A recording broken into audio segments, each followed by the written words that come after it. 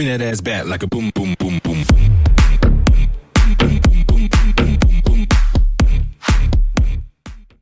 Hey, what's up everyone? Happy Sunday. It is Supernova. You are with Boom Traders Weekly Market Overview for December 11th. 2 weeks prior to Christmas, and let's get it going. So, of course, we have the disclaimer here: financial products including but not limited to futures, options, securities, forex, crypto, etc. involve substantial risk of loss and are not suitable for everyone. Just reminder, this video is for educational and information purposes only.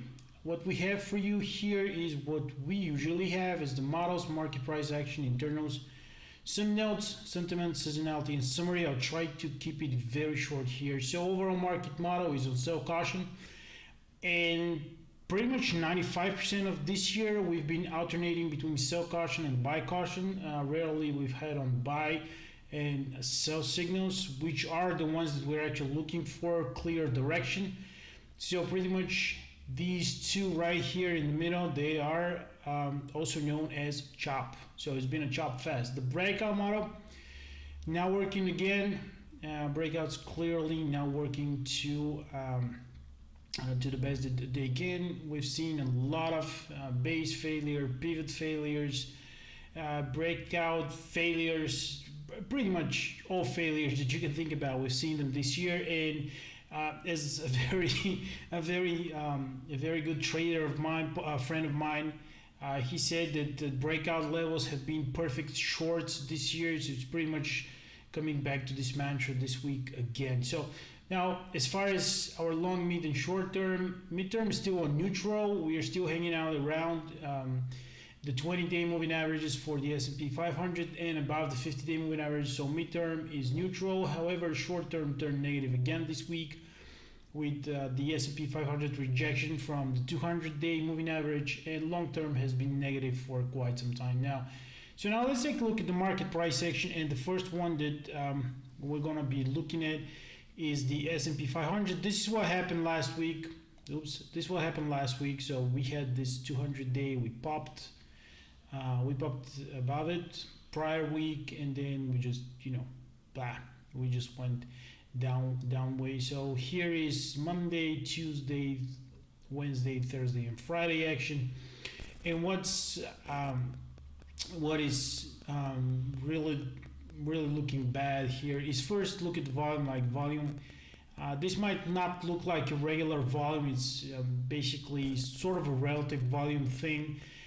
So you can see this moving average in the middle basically just doesn't move. It stays flat, and volume is portrayed whether it's higher than the moving average or lower than the moving average, but moving average stays flat pretty much. So it's a little bit of a complicated computation, but anyway, it doesn't really matter. You see like this purplish color, it's elevated volume above the average for it, and definitely negative. What is a little bit optimistic here is that this looks a lot like a painted bar. What I mean by that is that the low and the close are pretty much the same value, which sometimes, not sometimes, but most of the times when it happens, you can see sort of a reversal, or like the big guys are playing with small fish in the sea. So let's see how Monday is open. I'm not really saying that it looks bearish. If you look at it right now, it looks bearish, but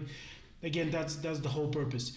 Now, if we stay away from this for just a second, what really looks bearish to me is right here. We had this support, and if we extend it to the right, you will see that we flipped this support, and now we're going as resistance. So we had 1 day, 2 days here, like on Thursday we tried to poke about it. This is also the 21 moving average. We tried to poke about it, and then we rejected here on Thursday, so on Friday, I'm sorry. So clearly you can interpret that as a bearish signal. If we break this sort of a flag here thing, let's just extend it to the right. So if we break this little flag here, you can expect this to move down to the 50 and below. This is an open zone, as we talked about it last week. in chat, this is an open zone, so I don't see much support right here. This needs to be filled, and it will fall right down into the 50-day moving average. So this is what I have for you for the S&P 500. Now, if we move a little bit further out, and you will definitely see that this has been like a, I mean, you can just see like these moves up. They've been, like pretty symmetrical moves, like right here. I'm sorry. And if you look at the smaller, and if you look at the smaller moves, they've been pretty much symmetrical as well. So we've had that, and then we've been breaking down. So if I get to use the Fibonacci extension tool, and see how this portrays. So we had this move down, and you can see right here is the 100%. So let's do the exact same thing, right? I mean, we get from here to here, and we see where the 100%, and they align almost perfectly right here between 325, 330. So this is some sort of a projection that we can use for this move down if it happens. However, I am expecting this to, if it falls right here, to come right here to a purplish line. And let's go back to the daily, see where that is on the daily. So undercutting that low right here, and definitely moving lower. So you can see that the 200-day moving average has been sort of acting as resistance, and we are forming lower highs here on the S&P and lower lows. So that definitely looks bearish. Again, as I said though, this Friday close very painted. You can see very close to the low of the day. So I'm not quite sure what to expect.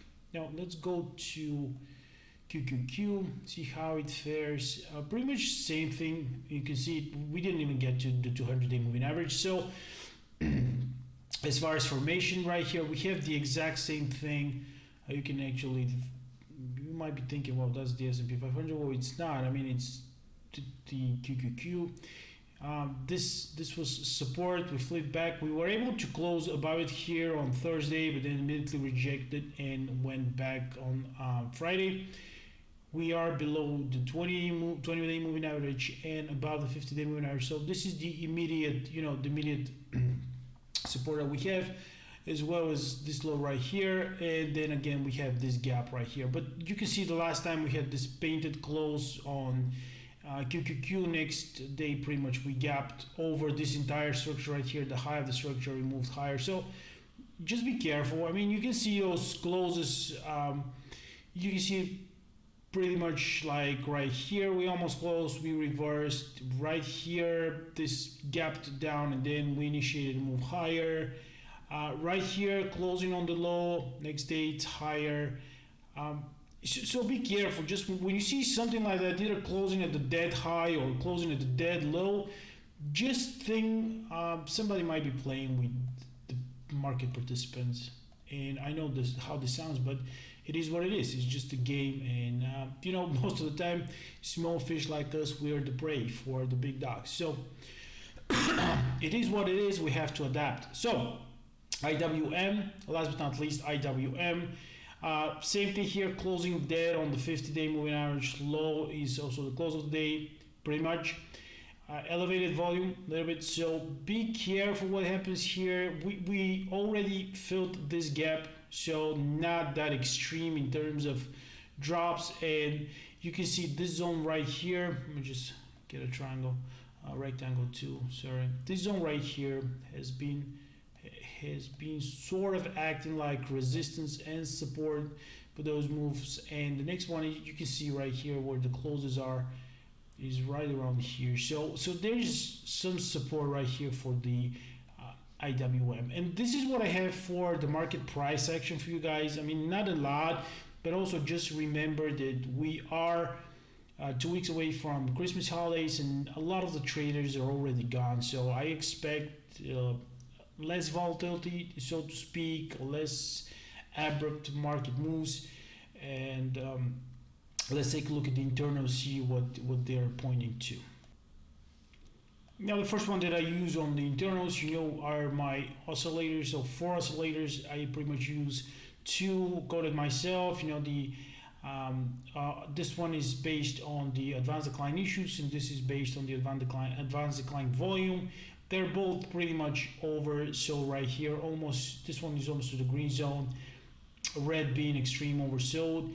So it's oversold and not that much. So there's still space to move downwards. This one actually rebounded and now it's in the mid zone. So it gives us a little bit of a mid zone reading.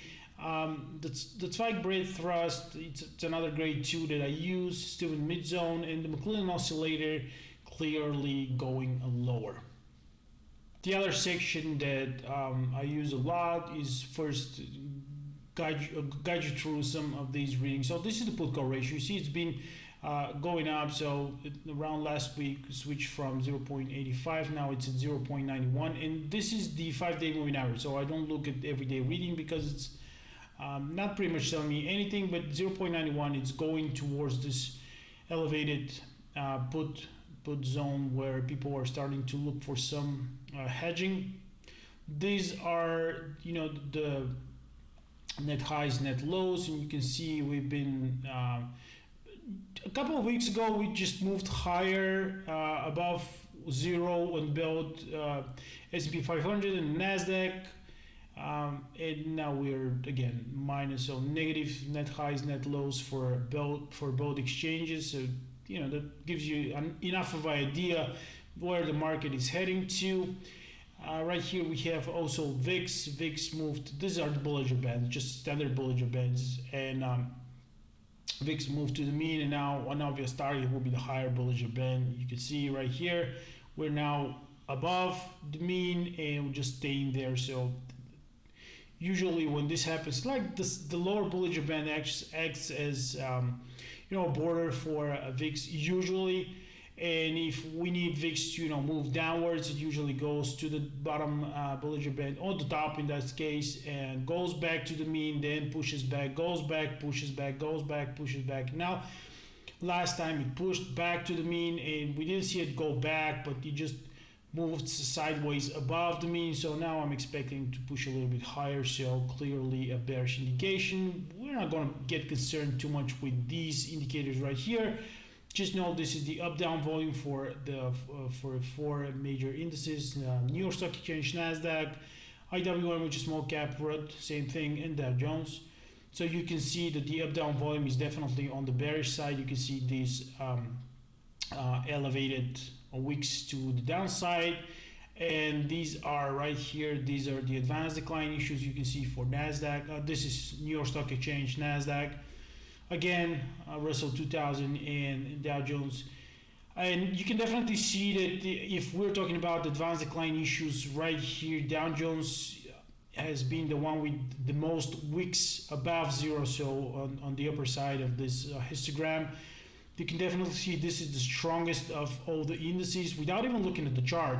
Then you can see New York Stock Exchange as well, and look at the Nasdaq. It's basically right here. You see a lot of those, not a lot of upticks right here where IWM and Dow Jones Industrial have been recorded some positive moves. Now let's just maximize these. And I told you last time, these are the stocks that are above their 50-day moving average on the S&P index. So we have 500 stocks, and we almost went to, what is that, 93, 92, 93. So 93% of stocks were above their 50-day moving average on November the 30th, which I told you was the actually, I think it was the high. Yeah, it actually matched, I think, the high. This is 92, and this is 92. Yep, it matched the high for the year. So this was the highest. No, I'm sorry. No, it's not the highest. Yeah, that's 2021, right? So 2020. So this was the matched the highest reading for the year. And if you compare this with the price of the index, you will see that there's something definitely wrong. So just doesn't make any sense. There's a lot of divergence right there. Now, if you look at the stocks above their 200-day moving average right here, same thing for the year. So here is where the year starts. This is the year start. So we have the second highest reading. First one is in January, 4th of January, at 74, as you can see the high bar right there, and now we had it at high at 63. So 63% of all the stocks were above their 200-day moving average, and price was nowhere near for the S&P 500 where the index was in January. So it just didn't look right. Just didn't look right. On top, we had the 200-day moving average acting as resistance. We had some pivot points acting as resistance, and it all just, was pointing downwards. So this is what I have for the internals. Now I'll go very quickly through the rest of the presentation. So, there's not much going on in the markets anyway. So notes. The first one, I have the Fed watch probability of a 50-point rate hike. See right here, 78.2. It's increasing from last week, so definitely looking forward to this 50-point rate hike. The 1 month, this is the State Diffusion Index. I just wanted to throw it out there, so just show you that it's a good measurement for maybe whether there's a recession coming or not. I think that pretty much everybody knows by this point that we are in a recession, but for some reason we are refusing to call it officially a recession. So this is the US economy on top. The shaded areas are the recession, and we also have some pluses or minuses, whether this is lagging or leading indication, but it doesn't really matter. If we drop below this 50 zone, so where we have dropped right now, you can see right now 46, most likely we are heading for recession. That's all this chart tells you. Recession probability is elevated right here, but it's still nowhere near where it should be.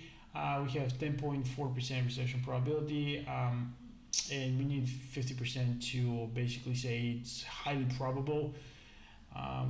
Yeah, all right, whatever.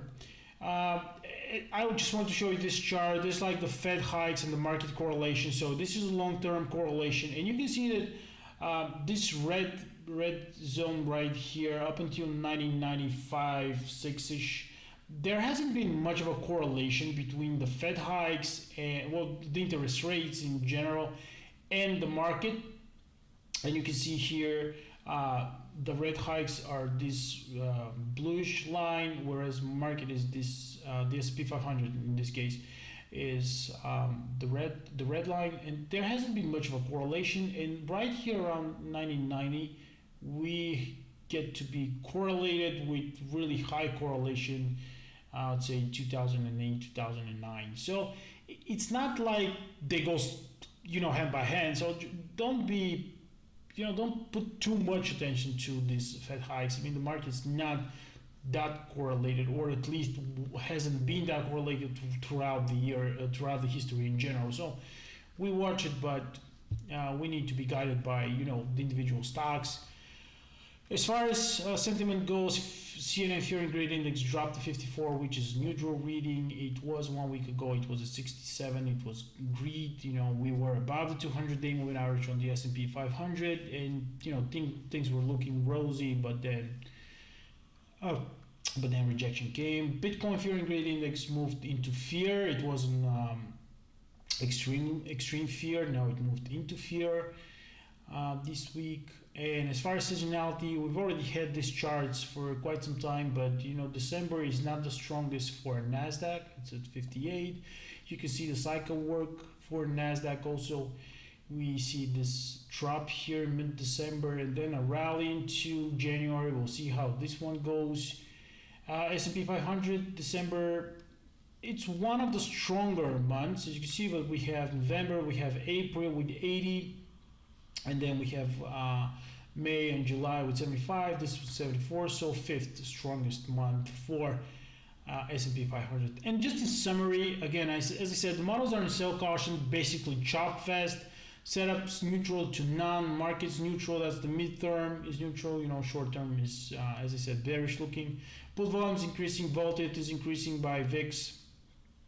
We do have, recession and Fed hikes like being the headlines, but we also have the war that keeps on dragging between Russia and Ukraine, energy crisis in Europe, which is sort of a result from this war going on. And if there's one thing that, I can tell you and thing that you need to remember from this video is be patient. I mean, time will come when all the setups, especially if you're trading breakouts, will start working again. But now it's not the time. So you either play small, or if you play it, just keep them on a tight leash, because one day they are up, the next day they just reverse squat and you're out of your position. So try to stay mentally and financially, of course, healthy. Don't give too much room for this market to wiggle you out of the stocks and make you lose more money than you're supposed to lose. And if you can, I mean, that's probably the best thing that you can do if you can, because not all of the people, including myself, can do that. Stay away from the markets until conditions improve. So I hope this was helpful for your trading. Hope to see you here next week. Really appreciate if you drop a like, subscribe to our channel. This really helps with YouTube algorithms and stuff.